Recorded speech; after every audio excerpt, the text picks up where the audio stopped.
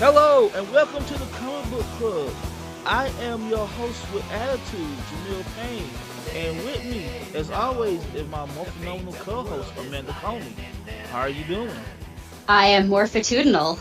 Morphitudinal. Is that a legit adjective, or did I just make that one up? That sounds like something Billy might have said.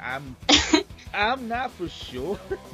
System's nominal. It's morphitudinal to be here with you today, right? Something like that. Yes, they really tried to work that in that first season. Did you know he was a male model before he became Billy? David Yost was like a male model.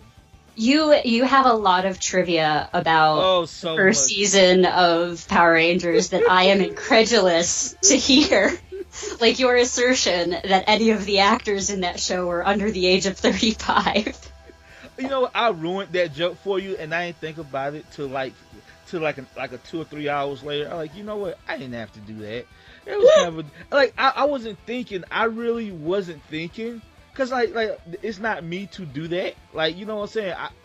Cause it's not me to step on a joke, but no, I appreciate being corrected, but no, I mean they also all looked really old. Well, no, I was going to say three of them was teenagers, but they're all muscular and just super attractive, like.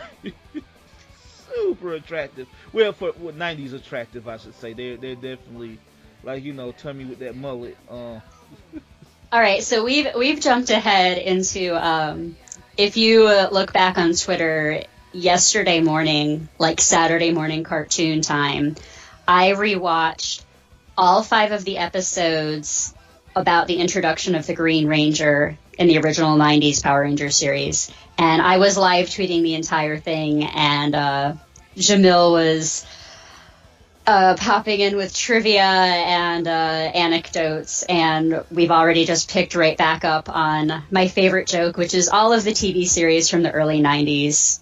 Power Rangers, 90210, all of that stuff, Saved by the Bell. It's just this thing where high school students were like adults, and I kind of love it, but I always forget it. I'm always surprised. Well, Amanda, did you know the people Saved by the Bell was the actual age that it was supposed to be?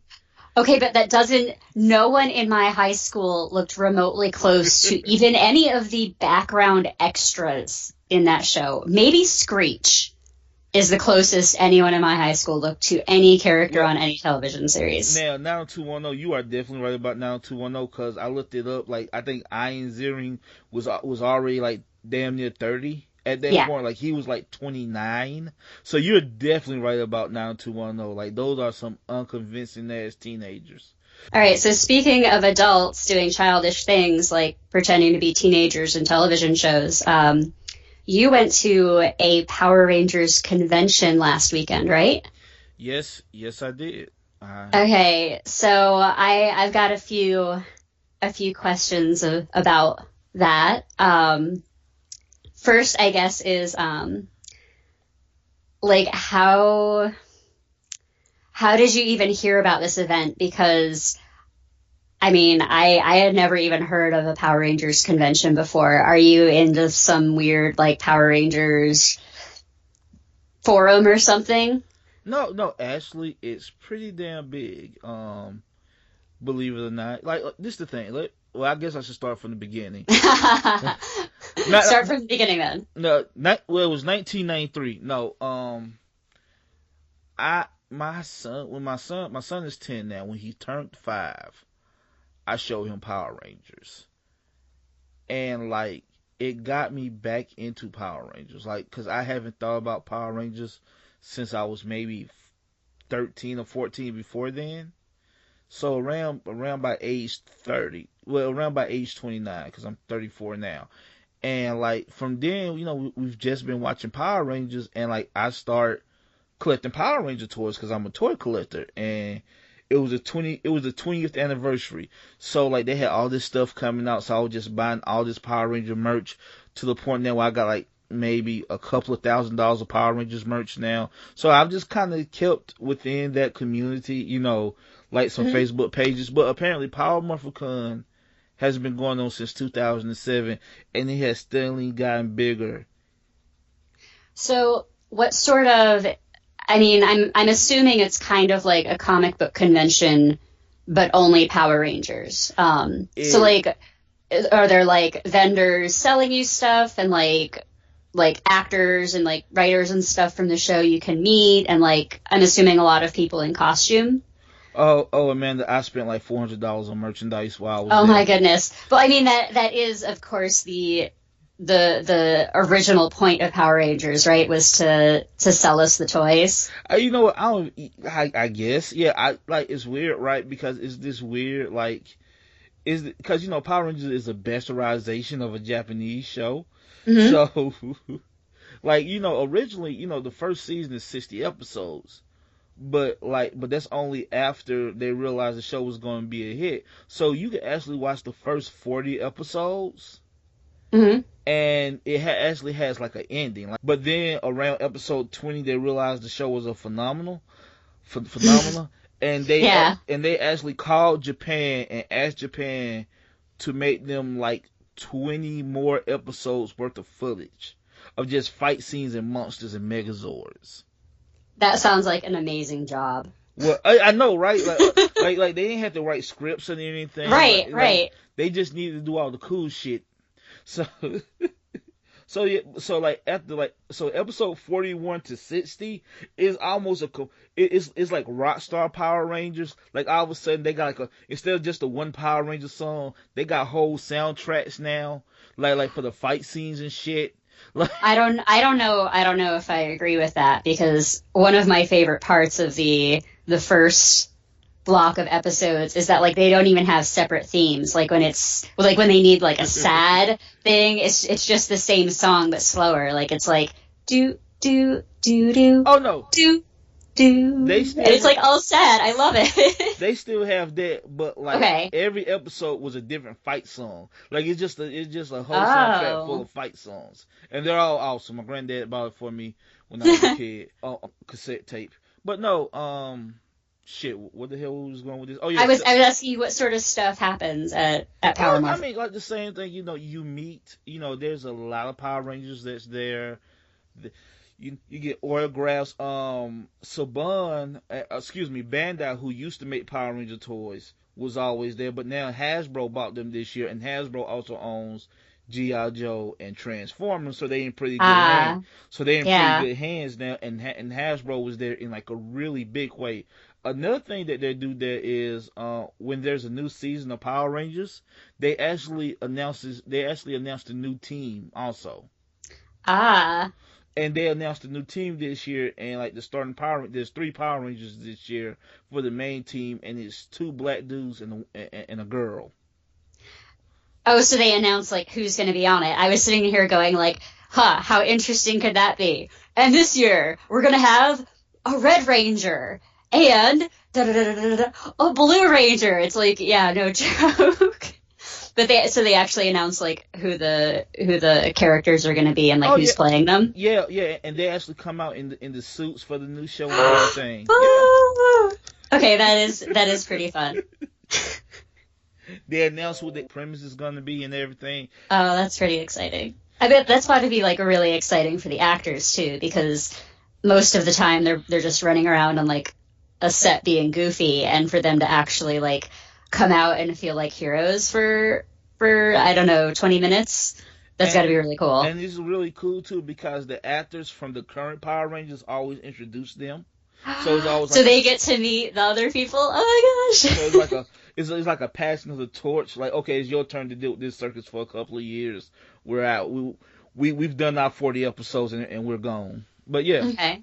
So what was your favorite part of the experience? Oh man, I got so many, but I think, believe it or not, I don't think they'll ever hear this, but like there's actually a couple of guys from Australia that do a podcast that's kind of like my heroes, because what they did was like 4 or 5 years ago, they decided on a lark to review every episode of Power Rangers randomly, and they're from Australia to the point now that they actually like a part of the Power Rangers community in a big way. They end up writing like a short story for the 25th anniversary edition of the comic. They end up working with Saban and Bandai and Hasbro at this point, and Boom Studios come. So like they've actually come like a long way from just being two, friends watching Power Rangers ironically joking about it to actually, being part of the community in a way and like affecting the community. Well, that that sounds like what I read in the intro to the first volume of the comic books that we read this week. That first volume of the Boom Mighty Morphin Power Rangers series includes an intro from Judd Lin, who ultimately ended up an executive producer, but also worked in several other roles. And in that intro, they write that it was the grown-up fans who were doing things like Morphicon and podcasts, and just their enthusiasm kind of led to the revival as a comic book, which is very cool. That's the right way to listen to your fans. But this is why I mentioned it, because I got to meet them. I got pictures with them and everything. I'm going to try to get them on this show at some point, because they big comic book fans, and God knows maybe they can bring some of that listenership over here, because what they did was, and this was an idea that they had, because Kyle Higgins is the writer of the Power Rangers comic, they did this thing called Shattered Grid Live. And what it was, and they helped put it together with Kyle, got a bunch of the actors to read excerpts from the comic book. Wow. So they did like a little so if you were looking at the comic book while they did it, it would have been like a little cartoon almost. Yes, but it was like real fancy. Like, they had like the comics like going along with the words the actors were saying. They really put a lot of thought into it. So like when you have like older Zach, like there's a scene where older Zach talked to younger Zach, right? And you actually have Walter Jones up there doing it. Like, it's just not like some random person. It's actually the guy that played Zach, and he's doing both voices. When you got, like, they had Paul Scry and Jason Narvey, Bulk and Skull, doing their parts from the book. That's so fun. They had Barbara Goodson, who does the voice of Rita Repulsa, doing the Rita part. Oh, my hero. And she was good. She almost got a standing ovation.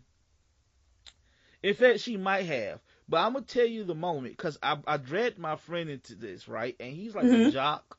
And he say he like Power Rangers, but he don't really like Power Rangers. He just remember watching it as a kid, but he wanted to come, right? I'm going to tell you the moment he perked up and everybody else perked up. What is his name? David Fielding, I believe, did the voice of Zordon. And they actually had like, they did something to his mic to have that reverberation that Zordon had on the show. So like they did the voice effect live, and when he talked, everybody went silent. It was like God talking. and those two right there, Barbara Goodson and Dan, and I want to call him Dan Fielding, but that's this guy from Night Court. David Fielding, I think his name is. When they were doing their voices for Rita and Zordon, it was fucking magic. And like what I didn't notice until this point is because they have scenes together in the comic, right? What I realized was in the show they never talk to each other ever. Yeah. You know what I'm saying? They talk about each other in the show, but they never actually had like a conversation with each other. So this is the first time ever you actually get to hear Rita and Zordon talk to each other, and it was historic. Wow. It was amazing. Like it was great. It was one of those things like, oh, this is fucking cool. Also, the Green Ranger was there. Since a lot of this episode is going to be about the Green Ranger, and that he was supposed to do his part, but he ended up not being able to do it because he had 7,000 people in his line to see him. I bet. And he stood up for 12 hours straight and took pictures and signed autographs with every single one of them. Jeez. And he would not leave his fans until he was done. He didn't want to make them wait an hour, so he had to count. They got somebody else to do it, and they got like another Power Ranger guy to do it, and he was actually really good. He actually did a pretty good Jason David Frank, but like he was there 12 hours straight. He by far, and I mean not even close, had the biggest line. Like the biggest. Like everybody else was there, and they had lines, but it was maybe like 20 or 30 people at the most at a time. You know what I'm saying? And sometimes there'd be a lull, but him, 7,000 people. Well, I mean, maybe that's how we should move on to start talking about the comic, is like, what is so special about the Green Ranger? Like, why, and like, that's one of the things that comes up in the arc that we read, right? Yeah. Well, man, you see the show, you know what's special about the Green Ranger. Well, okay, right. So what's special, okay, I don't know, maybe I should start... Yeah, you should actually talk about the show a little bit and what are your thoughts, and I'll just chime in. Go ahead. Okay.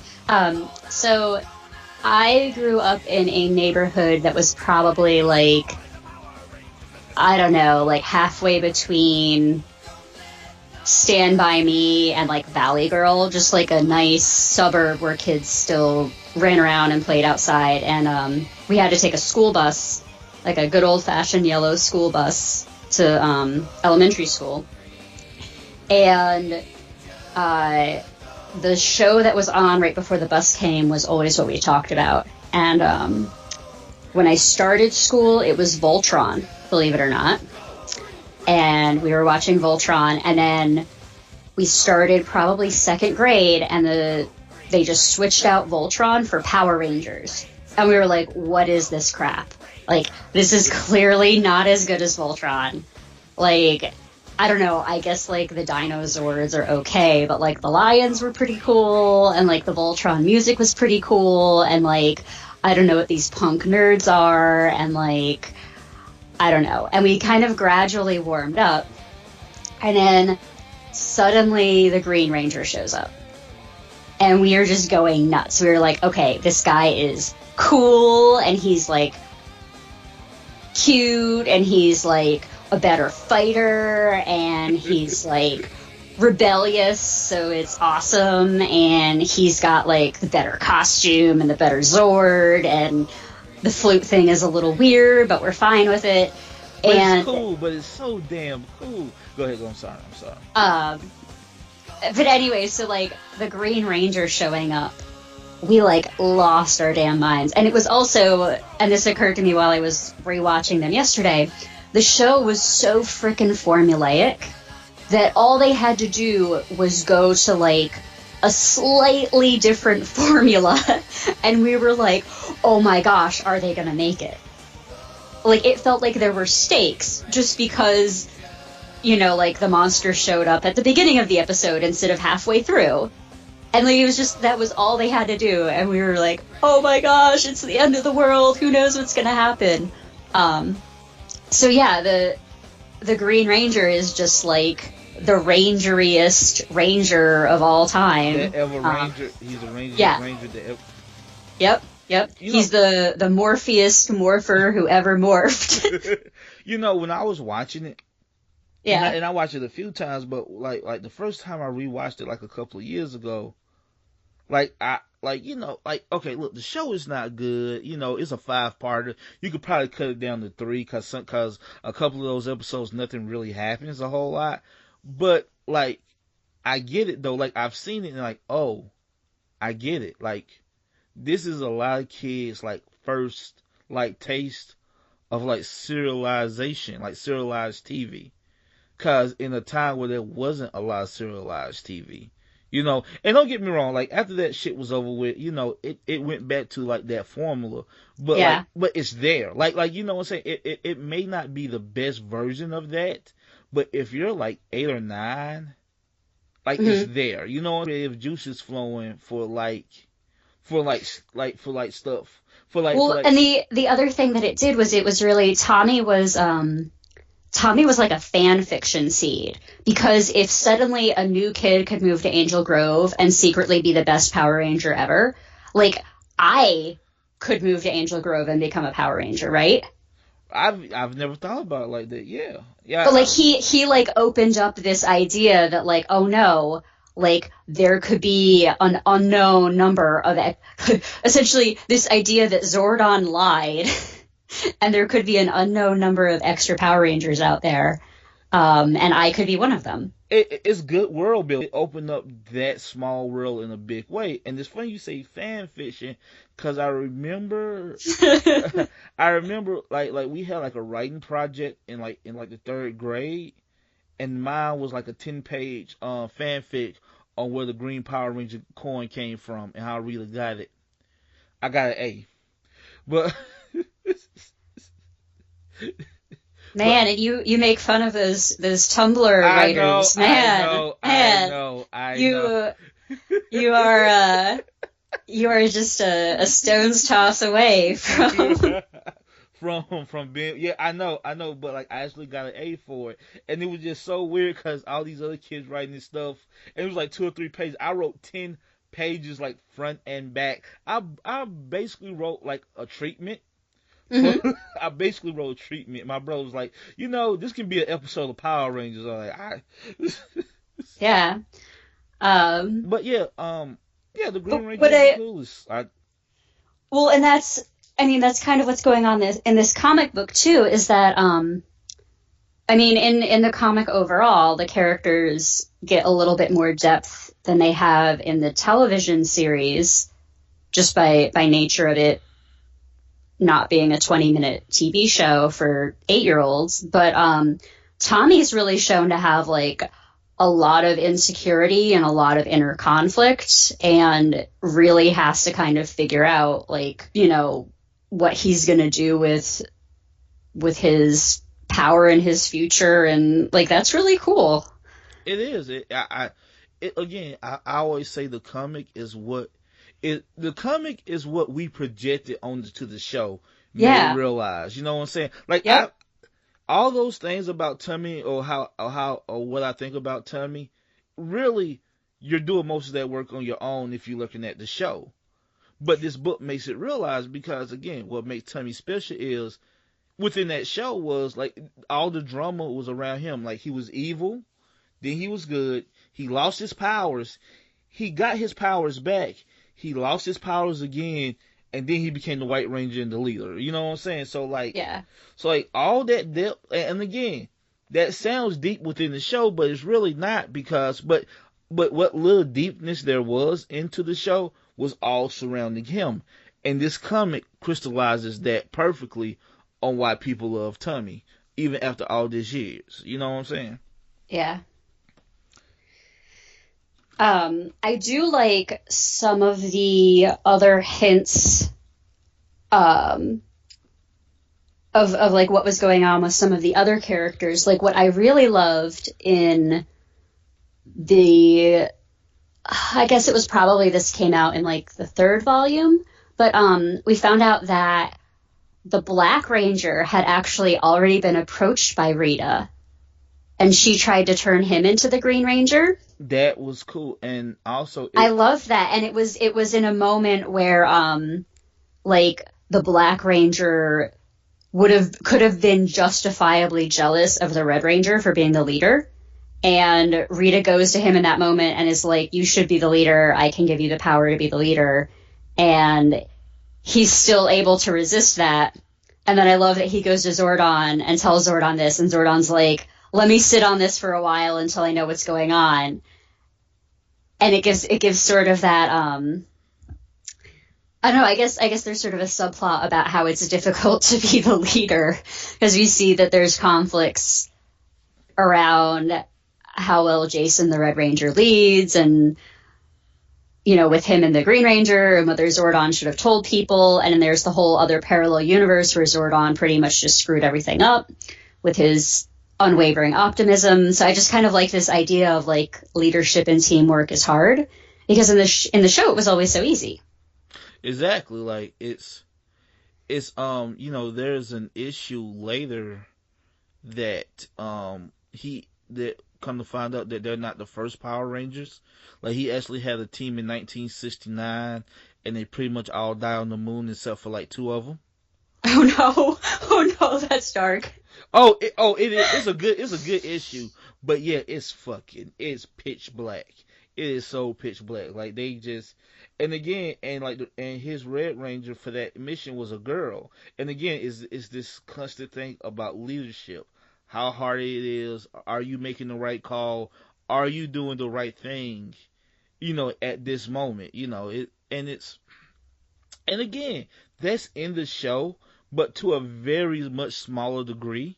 Like, when Jason is trapped in the like dark dimension, like, you know what I'm saying, when he's trying to rally the team. When he's in the dark dimension being tortured by Goldar for like a week. Yes, yeah, and nobody says anything, not one thing, like, hey, Jason's been gone for a week.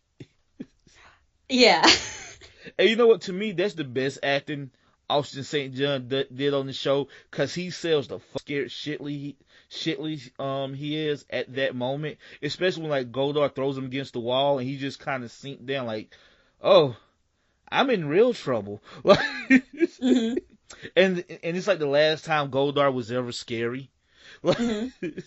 But no, I really do dig this comic. I didn't expect it to be as good as it is. Like, and when I tell people that, they scoff at me. I was like, no, this is a legitimately good comic. This is just not like, from a fan perspective, if you read this, you'll get a lot out of it. I mean, yeah, it's light because it's Power Rangers, but there's a lot of depth there.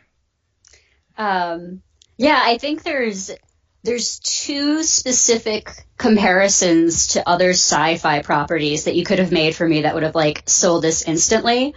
And one was that there's this alternate dimension that they visit. You should have just told me this was like a Sliders Power Ranger crossover, and I would have been like, yes, I'm there.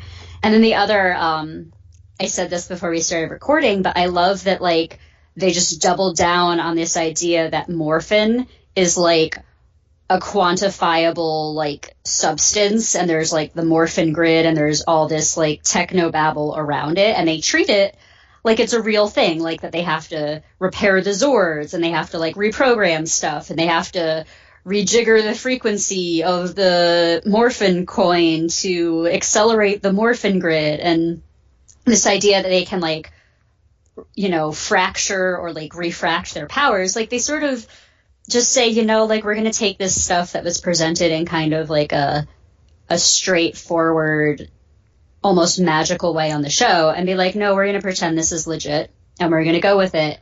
And that kind of grounds the whole thing, and then you layer these stories where you add like an extra layer of depth, and it makes it still a very fast read, still very light, but sufficiently engaging that you're like, yes, this is a real story, this is like a real thing that's happening. So yeah, I also was completely surprised by how good it was. Well, I think Kyle Higgins in general is a really good writer. And is there anything else he's done that he did? I'm gonna look him up right now, but you may. He did Nightwing, and Nightwing was really good under him. He did a lot. And he did Nightwing, and he did this other Batman story. Nightwing, the Green Ranger of the Bat family. Oh, isn't he ever like he even has a nice ass like the Green Ranger. So like, yeah. Yep. Got it. All right. He is thoroughly qualified. He is very qualified to write, like, angsty teenagers, because, Dick Grayson might be 21, but he's kind of an angsty teenager, you know what I'm saying? He's definitely, the editor of the Power Ranger comics, she's a woman, I think her name is Daphne, I think that's her name, on DC Comics, and she said what attracted her to Power Rangers when they got the license is just a team full of Robins. Like, they're all competent. Got it. And I'm like, you know what? Yeah, that's about right. Because that's the thing about Power Rangers, that even in the show, they are the most perfect of perfect kids who never do anything wrong. Like it's kind of annoying. Like I think I would hate these people in real life if they was like actual like because like they do nothing wrong and they're perfect and it's just like, uh.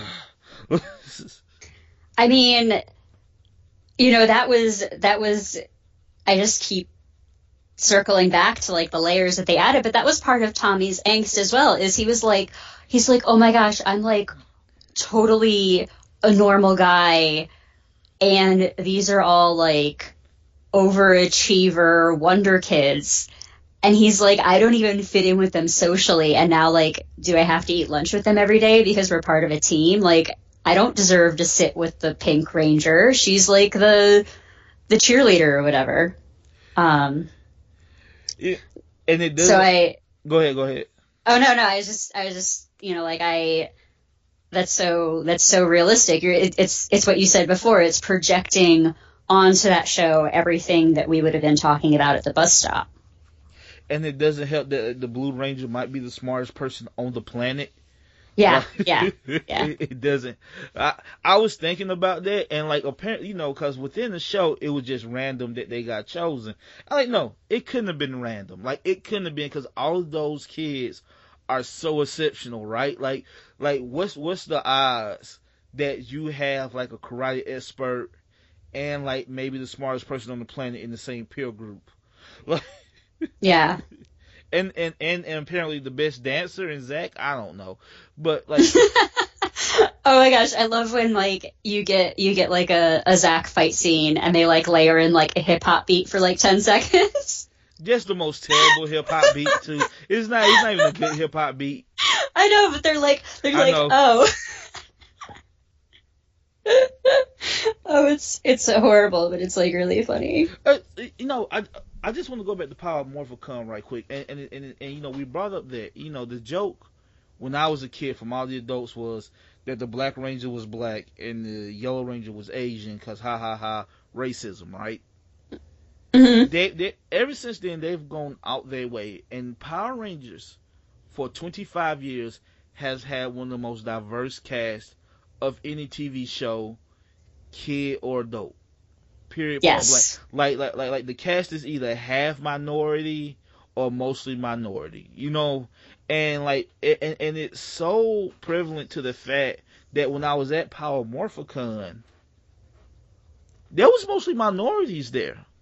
Like that there might have been more white people, as in saying that there's just a lot of white people there, but if you add up all the black people, Hispanic people, Asian people, and whatnot, they kind of outnumbered the white people. And I don't mean that in a bad way. Yeah, we outnumbered the white people, but it just goes to show you how much Power Rangers, this cheesy children's show, has touched so many minorities to the point that like if I listen to a rap song, a Power Ranger name drop from like a rapper that used to sell drugs. You know what I'm saying? And it's just like, oh, Power Rangers touch so many people. And that's what happens when you just throw a couple of black people or Asian people in your group, just like someone that's for someone to identify with. I say all that to say this. You can laugh at Zach all you want to, but for a lot of black kids, Zach was their hero. Yeah. But like it was just a strange thing to see that, like you know what I'm saying. You see a guy in a Green Ranger costume, he pulled the helmet off, and it's a black dude, and it was like a bunch of those there. It was like a really like cool thing to see, just how much this particular fandom is so diverse. No, that's really awesome to hear. I mean, like, when I stop and think about it, I'm like, oh yeah, that makes sense. But I don't know if I would have, expected that. It's like I said, I didn't even expect it. But like now, like I've been to a few cons now, and now that I think back on it, almost every Power Ranger cosplayer I seen was a person of color. Ever. Like every con that I've ever been to in the last 3 to 4 years has more than likely been a person of color in that Power Ranger cosplay costume. That's really cool. Okay, I'm sorry. I just grinded this to a halt for a second, but I think that's a really important point to make, because there is a lot of like discussion right now about like, does representation matter, and also like how authentic is it? And like it turns out that even like token representation, like what we had in the first season of Power Rangers, is better than nothing. Exactly. And it's a place to start. And they started there, and it just got better to like where they had one token black guy in the first season. By season 5, they had their first black leader by season 5. So like I said, it's really important. It's really important that nobody talks about it. But yeah, Power Rangers. That's really cool. Okay. Power Rangers. Yeah. So back to the comic. What do you like? Another thing I really like about this comic, and it's the reason why I love Green Lantern so much, and this is gonna sound funny, is it's so colorful. Like, I really love all the damn color. It was, yeah, the color was great, and there were so many. I loved, honestly, I could have just scrolled through 100 pages of variant covers, because you can tell that like every single artist they approached for this was like, oh yes, I'm gonna get to draw the Power Rangers. Who we should maybe I'll bring up the first volume and see who did the colors. All right, this was illustrated by Hendry Presatia. I'm 100% certain I'm saying that wrong. And Matt Herms did the colors. And Ed Dukeshire did the lettering, which I didn't notice, so that means he did his job. But no, you're right. It was. I was very happy with the level of resemblance that they got to the actors. Because I wouldn't want them to look exactly like the actors, because it would just be weird, because they'd never get it perfect. Were you wishing they did more or less? Oh no, I think it was perfect, because to me they look like they caught the essence of what they look like, as in if you can't quite remember their face, if you just put them in like their color coded outfits that they wear at school, like, yeah, that kind of looked like Tommy. Yeah, that's kind of how I remember Tommy to look. Even if you couldn't remember exactly how Tommy looked, it looks like Tommy, even though it don't necessarily look like Jason David Frank. But, right. Like, you know what I'm saying? Like, the only one I had a problem with is Walter Jones, because I don't feel like that looked like Zach at all. That's fair. That's the only one. Like, everybody, like it's not a bad, like, it's not like it's a bad illustration or nothing, but he's the only one that I felt like didn't feel quite like Zach, but everybody else felt like themselves, more or less. I really liked. I think they did a good job with Billy. Yeah, they did. They did a really good job with him. But they took off the baggy clothes. And slimmed them down, because in real life David Yost was like really jacked back then. So what they did was they gave him they gave Billy in the comic body more suitable for a person of his talents. Yeah. Which is right, because one of Billy's subplots is that there was a point where he needed to like shoot the bad guy, and he couldn't quite do it, and Billy's insecurities were around like, oh, I'm only the smart guy in this like essentially like, you know, defense force, like this essentially like this elite military group, and he's like, I don't actually know how to fight. What am I doing here with these guys? So giving him the build of somebody who can't actually kick your ass was probably a good move. I love the fact that he's their Data and Joy LaForge all rolled into one. Yes. Like, cause you know he has all the technobabble gift of LeVar Burton. Cause you know, cause you've seen Next Generation. If you need technobabble spilled, you give it to LeVar Burton. Oh yeah. He can remodulate the deflector dish whenever you want. And speaking of Star Trek, they also have a holodeck, and I thought that was really cool. Yep. Yeah, the holodeck was, well, it wasn't a holodeck, it was a pocket dimension. Oh, yeah. So that they could exist in like a separate little universe that wouldn't be impacted by like what was going on. Which is great because in the show there was always shit like they always had all type of different different like weird dimensions, like in the show, like this is the dark dimension, this is the mist dimension, and so forth and so on. We make our own pocket dimension. So basically, the pocket dimension, the right now, if they look close enough, the Green Lantern is also in that pocket dimension. It's just right off frame over there. Okay, so that's all right, I've got a question for you. All right. So in the tradition of terrible comic book crossovers that happen when a company owns multiple licensed properties, what other comics or superheroes or whatever would you like to see the Power Rangers cross over with? Well, they already crossed over with the Justice League, which I do have. Really? Yes, they crossed over with the Justice League. Huh. That seems weird. Okay, cool. All right, well, I guess this... What else? I mean, believe it or not, my answer will always be the Ninja Turtles, but they actually did that in Power Rangers in Space. On the TV show, they crossed over with, like, the terrible Ninja Turtles show, live-action Ninja Turtles show from, like, 98.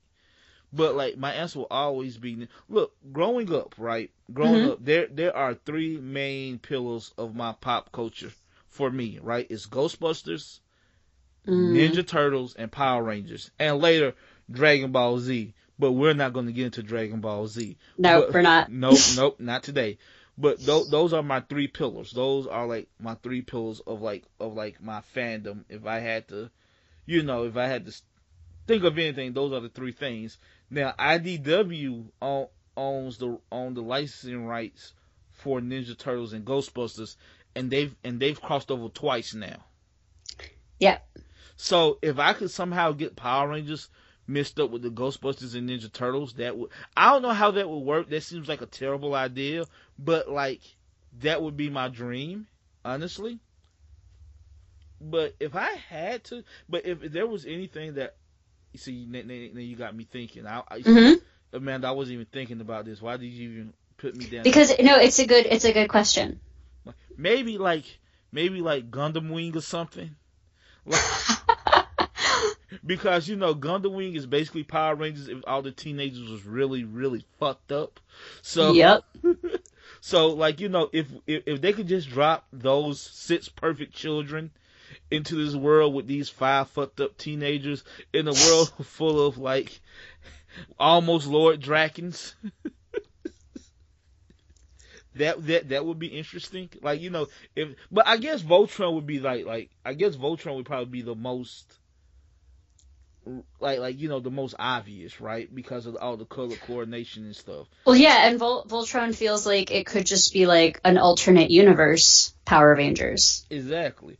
And like that's another thing that actually make the comic good, in my opinion, is it does feel like an American version of a Voltron or a Gundam show, like the comic does. Mm-hmm. Like it really does feel like a Gundam or a Voltron show to me. It feels a lot like the newer Voltron show that's on Netflix right now, which is also really good. I mean, I would argue that based on the timing, it might be a little bit the other way around, but what do you mean? Well, what is the when did they start writing these comics? Because I feel like they rebooted the Power Rangers as a comic, like, maybe while they were writing the first season of Ultron. That lines up about right, I think. I think there's like a 9-month difference, I believe. Don't quote me on that. Okay. Well, so I'm just thinking that, like, both of those new series were probably drawing on the same tradition and the same influences, and there might have even been a little bit of, like, crossover between them in terms of, like, getting ideas about what would work. Oh, I can see that. I can definitely see that. They are very I am 100% certain that someone on the writing staff of Voltron is reading this Power Rangers comic book series, right? Like, there's got to be at least some osmosis. and I'm 100% somebody maybe an editorial is watching that Voltron cartoon. Like I almost put money on it because they are very similar in a lot of ways. Yeah. So yeah, one thing I really like about the comic, like I said, I love the art, I love the color. Is the one thing I was wondering is on how they was going to do. When I first started reading, I was like, how are they going to do the Dragon Zord like Tommy playing the Dragon Dagger, because there's no sound. Mm-hmm. And I think they found like a really elegant way of doing it, where like green notes comes out the dagger when he plays it. And I Yeah. was just like, well, that's simple. Of course. Well, no, that's simple, obvious, and something I didn't think something I never thought about. Like, what I'm saying? Like, oh, I wonder how they're gonna do that. And the answer is the most simple way possible. Like, oh, Mm-hmm. that's elegant. That's a really elegant solution to show that he's playing maybe my favorite fantasy weapon of all time. Yeah, so I suppose that is let me ask you, what do you think about the Dragon Dagger, Amanda? Okay. There is so much about it that like doesn't make sense. Nah, lick. And I think that that's really like sometimes I like to, in these absurdist worlds, I think that is your litmus test with whether you're going to be okay with this or not. If you can just turn your brain off and go, yes, it's a dagger, it's also a flute, it summons a robot, and then I guess he can also, like, you can pilot the robot from inside, or you can just stand outside and play the flute. But he never does. I think in the show he went inside maybe twice. Okay, well, but I want to point out that in the comic book, Scorpina is driving the Dragon Zord from inside, and Tommy just punches him through, like, the eye into the cockpit, and once again just attacks somebody while they're vulnerable and driving this giant robot. So, key here is you need to lock the door to your cockpit when you're driving. Can we talk about that? We can talk about that. We can talk about that, like, for the rest of my life. Like, I got this giant robot, which is pretty much invulnerable, unless you walk in the damn door and just punch me while I'm driving it. Punch Trini dead in the head, and it's so funny, and I never stop laughing at it, because, like, I think I wrote on you on Twitter, it's just the sound in their voices. It's almost like they didn't know that there was a door right there. Like, shit, that's a door? Yeah. So for some context, in the very first time that the Power Rangers actually fight the Green Ranger, they're like, what? Who is this guy? And the Green Ranger just immediately jumps onto the top of the Megazord, walks in the door to the cockpit, and just sucker punches Trini, and everybody falls out in the head, and sparks fly everywhere for no reason, and then they all land on the ground, and they have, like, martial arts combat. And then later in the comic book we read, again, Green Ranger just punches into the cockpit and beats up Scorpina. And then later, the way that they figure out that the Dark Dragon is a Zord, the Black Dragon, is that Tommy notices that there's a door into the cockpit. This dude is just all about, like, okay, the way you beat a robot is by getting inside and punching the human. Well, the rule in the show, which is different from the comic book a little bit, is you can't enter the Megazord like the Command Center unless you have a power coin. Okay. But still, though, he just opens a door. Like, he really just opens a door, and it's so mundane. Like, they're sitting there like, what? I thought that was just the bathroom. How long has he been in there? Like, it's just so... And the fact that he punches a woman in the head makes it funny. I know that sounds really terrible, but just like, hey, Trini, how you do? I know that sounds terrible, but it just adds to the absurdity of how violent and how sudden it is that he opens that door and immediately just punched Trini in the head because she just happened to be the closest. And then it also goes with the whole, like, the Green Ranger is cool because he doesn't follow the rules. Yeah, exactly. Like that is literally, and like we got a little like in the intro fight between Jason and Tommy, like the cold open where they're at like the martial arts tournament. Yeah. I feel like there was a little sense of like Tommy doesn't want to fight by the rules. I can see like that. he can, but he could also like Punch you dead like in just the nuts. right like there's just this look in his face that's like, well, this is a tournament and I'm following the rules, but like I want you to know that if we were not here with judges right now, I could beat you so much faster.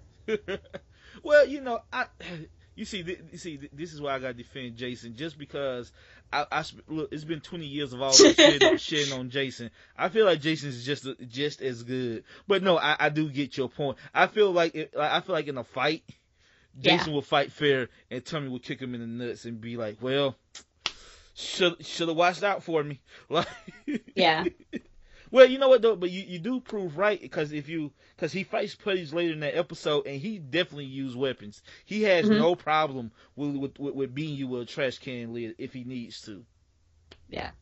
Also, one more thing about this, because I watched it yesterday after you did, because I need to catch up. One of the Zordon rules is you don't escalate a fight. So, you don't call the Zords unless Rita makes the monster big. That's a rule, right?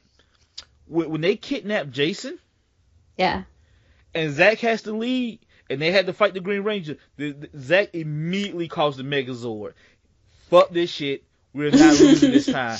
I thought that was hilarious. I'm pretty sure it wasn't on purpose. Like, oh, Zach's breaking the rule, but it's hilarious. Like, nope, we need Megazord. Nope, I'm not doing this. He is not beating us today. Well, and also in the context that the comics add, where a few months earlier, Zach had to like fill in for Jason while he was off doing stupid, and he got to drive the Megazord, and he like didn't get the credit for it. Oh yeah. It also adds a little bit of, he's like, yep, we're bringing the big guns back. Like, I'm not going into this thing driving my Dinobot. I'm doing the Zord. Look, Zordon's not there to tell me no. Jason's not there to tell me no. Guys, call the Megazord. Yeah. Okay. Back to the comic. Look, him coming through that door and punching her in the head, and them just falling out is one of the funniest things I've ever seen in my life. And I don't know, it was funny when I was 9. The absurdity wasn't lost on me when I was 9 either. And I was the only kid that I knew that found that funny. Only kid. I didn't even remember it, and to be honest, I rewatched most of these episodes half paying attention like a year or two ago, and I didn't notice it then either. It was just this time when I like gave myself permission to like pay attention and like get really into it. I was like, whoa, wait a minute. Like, this is weird. This is hilarious. And you know what? It sets it up so well because it's so unsettling, and it's supposed to be, right? Like, it's actually, but again, I give credit to the Japanese people for that, not the American people. That's just the footage they use. They had no choice, but yeah. Yeah. So yeah, Tommy like doors, and he like punching through doors to beat people up. That's what he does. Especially Asian women, apparently. He really like punching Asian women in the face. What? This is the strangest fetish ever. Well, I know, right? Oh, really? Do you want to talk, really, Amanda? You and Scorpina?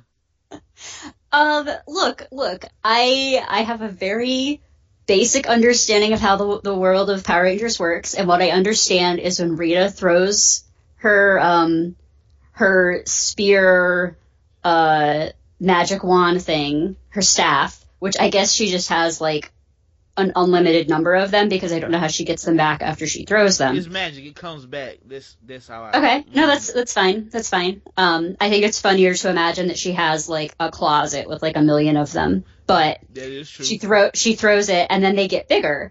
Tiny Scorpina is like a cute lady.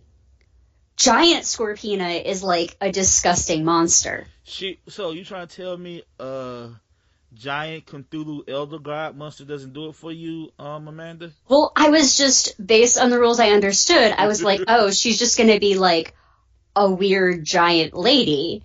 And instead she was like, and I was like, huh. And yeah, I wrote it in the most tasteful way I could, which was Giant Scorpina does not have giant titties. Now, because that's what I was expecting. She's going to get big. She's, you know. Now, if anybody know me and Amanda, when we're together, we tend to be inappropriate. But what me and Amanda has found out is Amanda is way more inappropriate than I am. Come to find out, and it's really funny. It's just a little unexpected. Yeah, right? It is. That's why it's funny. You see the two of us, right? And you're like, oh, which one of these says the inappropriate stuff? Clearly, it's the big black man, right? It's the big black man raising the ghetto. No, it's white privilege. It's funnier when I say it. That's just, it's just unfair. Yeah, exactly. It is. But no, so I guess we should talk about the big bad villain of the piece. Well, we technically already have been, because it's Tommy. What? Oh my gosh! By the way, Kyle Higgins, good writer. He like, okay, what was the best thing about Mighty Morphin Power Rangers? Evil Tommy. Perfect. Yeah. We're gonna roll with that. We're gonna do 16 issues of Evil Tommy. That's what we're going to do. Yeah. No, I think it really says something about him and the editorial team that they didn't try to get creative in like the plot or in avoiding the tropes of this genre. They were like, no. Like, okay, there will be a parallel world, there will be an evil twin, there will be this, there will be that, and then decided to put the effort into making it good within like those really basic requirements. Like, they're like, we're not going to mess with it too much, we're just going to make it what it is, and we're going to make it good. Like, I think that takes a lot of restraint to not try and change it too much. Yeah, try to say, because you see that with a lot of reboots. The show remain nameless. Right, they could have been like, oh, like, we're gonna give them cooler Zords, and we're gonna like change how they work, and we're gonna give them like sexy new costumes, and we're gonna do all this. And they're like, no, we're gonna like work with what we've got and put our energies into making it good instead of making it new. Like, that takes I don't know if I would quite have the temperament or the restraint to do it like that and have it be successful. Now, let me ask you, what do you think of his suit? Like, what do you think of that design particularly? Well, what do you think about the Power Ranger suits in general, if you have any thoughts about the Power Ranger suits? Okay, they are... I really like them. Okay. But I also kind of just, I don't know. I just kind of like crazy outfits in general. But no, I like them. Okay. Oh, very insightful. Okay. I like them. I like that the helmets are all slightly different. I do like the white diamonds. I like that the costumes are relatively practical. I think it's cool in the comic they show this a little better, that they're like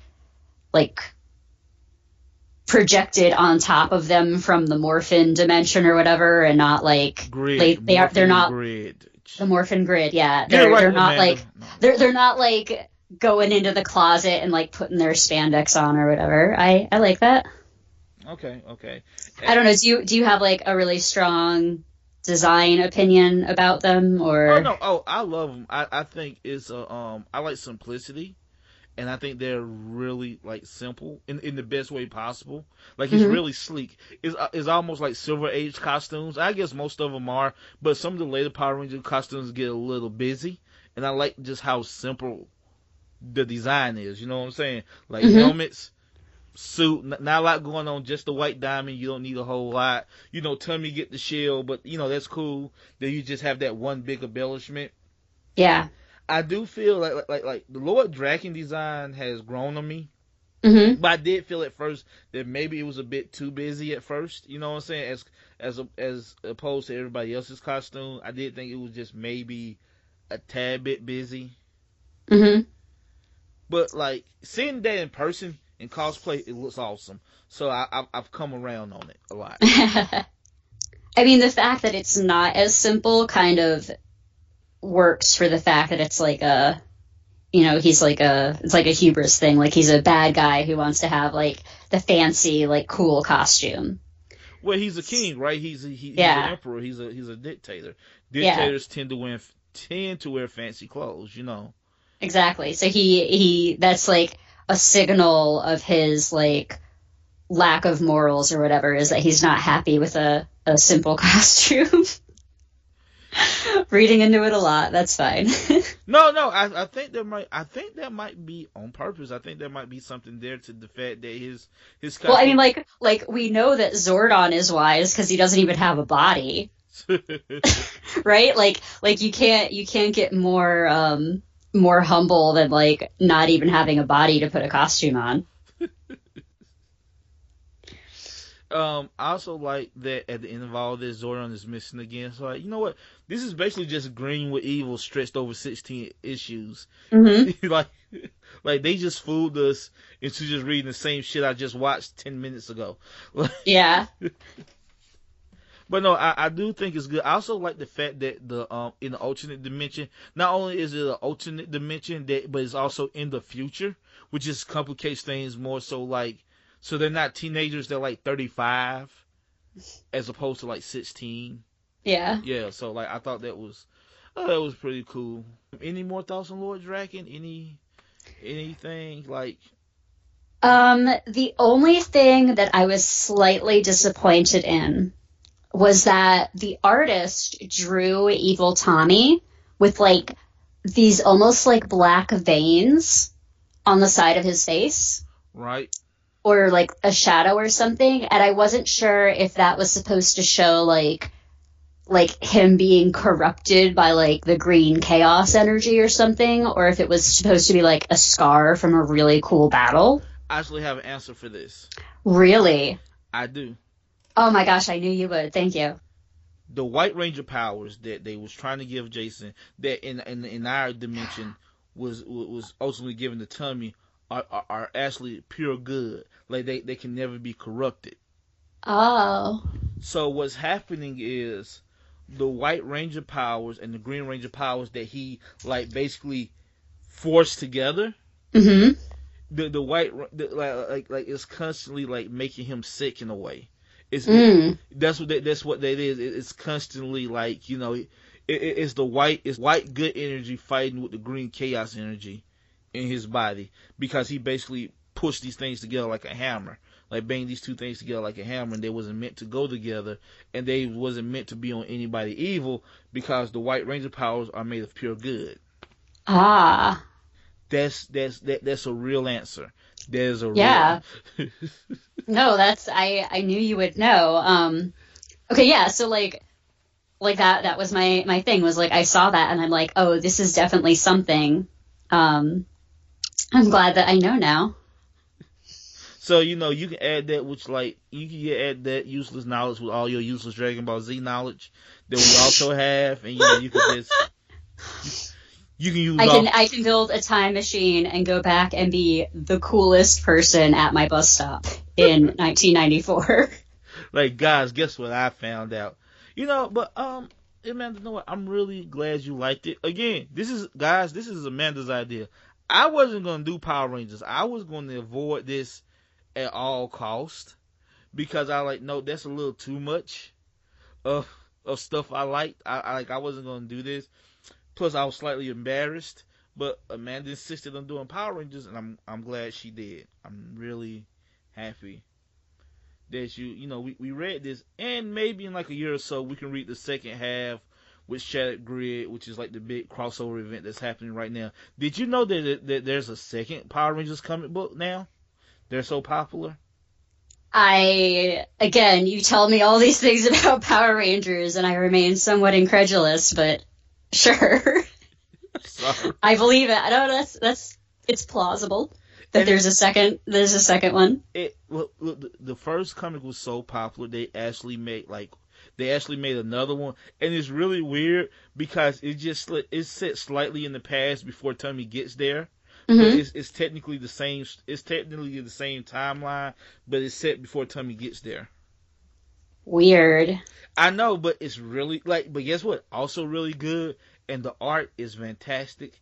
They have this artist named Dan Moore doing it, and Dan Moore to me might be the quintessential Power Ranger artist if there is such a thing as that. Okay.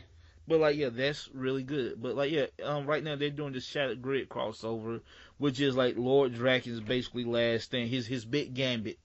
And Oh, he's not really dead. Spoilers. oh shit. Well, no. If you read it, he doesn't die. Right. He just like fell off a cliff, and they're like, "Gosh, I hope he's dead now." Well, no. If you remember, he ends up in that dimension. He gets picks up.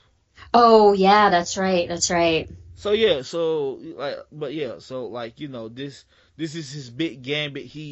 And it involves every Ranger team across space and time. Oh no, that sounds great. I think we've reached my limit. My limit of Power Rangers caring. I'm about to say I don't know if that was sarcastic or not. It started out excited and then just kind of drifted towards nope. You don't want to go down that rabbit hole right now. No, it's understandable. It'll be there in a year or two whenever we get to it. Whenever we get to it, it'll be there because I feel like we should revisit this because I think it's like I said, I think this is a legitimately good comic. I really do. Yeah. Yeah. So, if there's anything else you'd like to talk about the book, is it? No, it's just a fun read and done really well and nice and fast and enjoyable and just enough to think about that it feels like a real story. I would absolutely try to recommend this to other people, and I would let them laugh at me, and then I'd be like, yeah, but I'm still right. Look, right? Like, what, really? Power Rangers? Yep, really. No, they'll scoff at you about Power Rangers, but then read about, Superman. I'm just saying. Right, here's a stand that I'll take. This Power Rangers comic book reboot is better than, like, all of the X-Files comics. And I was an X-Files fan growing up, and I've read a lot of the X-Files comics. Well, I think like the only like adaptation of like a licensed property comic I've read that's better than this are the Avatar ones. Talking about the Blue People or AIM? Airbender. Okay. So, like, yeah, this is really well done. All right, cool. And you can tell there's like a lot of love in it. All right. Well, since we're not gonna do it right now, but I do I'm gonna tell you those Ninja Turtles and Ghostbuster comic books are really damn good too. So for me, again, Power Rangers, Ghostbusters, Ninja Turtles. So for me right now, this is like a renaissance in like a really strong and weird way that there's like three good, right now there are three good comic books about the three things I love as a child, especially Ghostbusters. Ghostbusters shocked the shit out of me. I ain't think, especially after that movie a couple of years ago, that maybe Ghostbusters, there's not a lot there with Ghostbusters. Yeah. But apparently there is, and they do a really good job. And maybe one day we will visit Ghostbusters or the Ninja Turtles reboot. But that won't be today. Amanda, what will we be reviewing in a couple of weeks? So I think what I was suggesting before we got on the Power Rangers train was I am a fan of writer Mike Carey. And I have never read his run on Hellblazer. So I believe that starts at what Comixology calls Volume 16. So I would love to read volume 16 of Hellblazer and see if I like Mike Carey writing John Constantine as much as I like him writing one of his novels, which was essentially Constantine fan fiction. So that seems to happen a lot, actually. Yeah. Like I find that a lot of writers that write books and come over the comics. Like if you read some of their books, you can totally tell that they're comic book fans. Yeah. Yeah. So okay then. So we'll be reading volume 16 of Hellblazer, written by Mike Carey. Do you know who the artist is? I don't. I can probably guess that Peter Gross was the artist for one or two issues, just because they work together so much. Okay. But I don't know who else was on it. Okay, so all right then. So that's what we'll be doing in a couple of weeks. Oh, by the way, I talked about the guys and the podcast. The name of their podcast is Ranger Danger, and it's a really good podcast. You guys should really go listen to it. Matt and Michael, they're from Australia. It's a really good Power Ranger podcast, and like they review every episode of Power Rangers. Right now, they just made the Power Rangers in space. So yeah, go check that out. So I have to. We can have the episode. I got a question for you about Ranger Danger after that. Amanda, before we go, where can they reach us? We are on Twitter as Comic Book Club 52, like the new 52. So you can find us on Twitter. We are also comicbookclub52@gmail.com. I am Hermission Cat on almost every form of social media. I still have no idea what that means, but go ahead, keep going. And you are Jamill Payne on Twitter, right? Yep, simple as that. And I might be starting a Facebook page that I'll be running because Amanda doesn't really do Facebook, but I think it'll be an easier way to like share the podcast. So I might be starting a Facebook page in the near future. It will also be called Comic Book Club, the Comic Book Club. All right. Okay, so I am Jamill Payne. I am Amanda Comey. And may the power protect you.